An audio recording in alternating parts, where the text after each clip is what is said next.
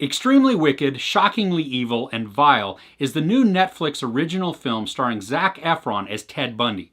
From here on out, I'm going to call it the Ted Bundy movie because that title, I just get it all mixed up every single time I try and say it.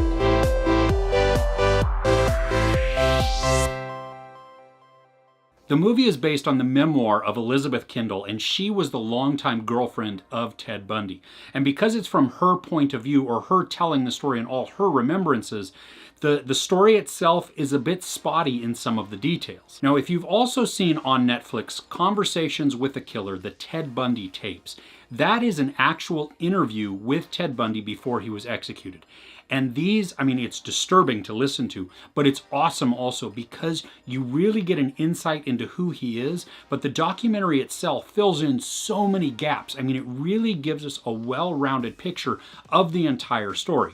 Now, the bonus is the Ted Bundy movie and the Confessions, the documentary, are both directed by the exact same director. So that way he knows the full story that he's telling. However, the downside is, though, the Ted Bundy movie that's on Netflix with Zac Efron, it just misses some pieces. It feels like it's missing something. There are just jumps and gaps in the information. And so when you're watching it, if you haven't seen the documentary, it may not make as much sense, or you may wonder, well, how did we get here, or what happened? I mean, there's some bits and pieces of the information that just, what's going on? Zac Efron on this is wonderful. I mean, his mannerisms, his look, the way he speaks, just everything. He is channeling Ted Bundy, and it's kind of scary, but he does such a great job.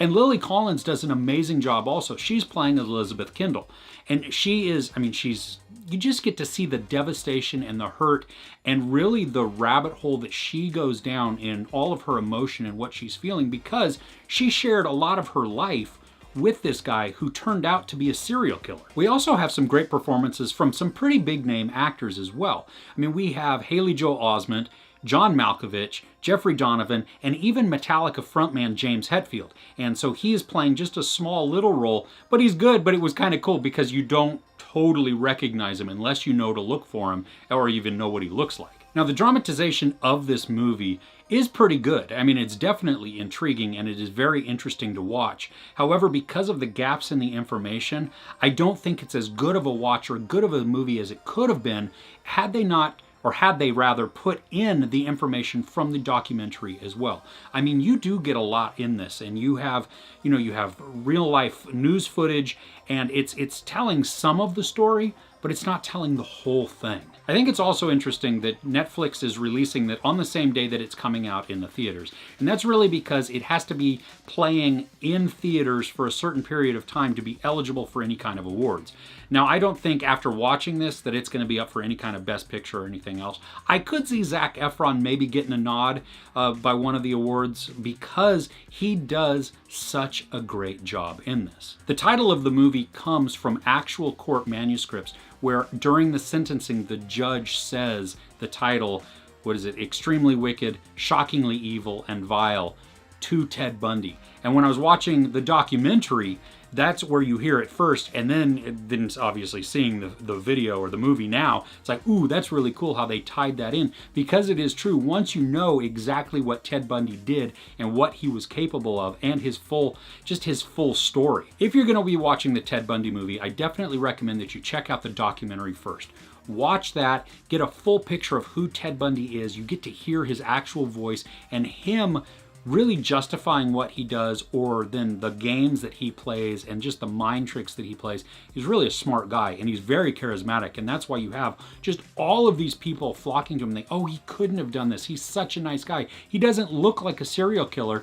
And why, I mean, there's throngs of women just chasing after him because he is so charismatic.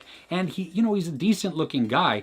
And golly though, the guy needs to stay away from VW Beetles, because that's all I'm going to say in there. But if you watch the documentary, you really find out why. Now, watching both of those, the documentary and then the Ted Bundy movie, it is going to kill a bunch of hours for you. But I do think it is worth it, so that the Ted Bundy movie is more worth it. Because without it, it's just kind of meh. There is sex, nudity, violence, and profanity. I give Extremely Wicked, Shockingly Evil, and Vile 3 out of 5 couches. Is there a good serial killer movie that I should check out? Let me know in the comments below.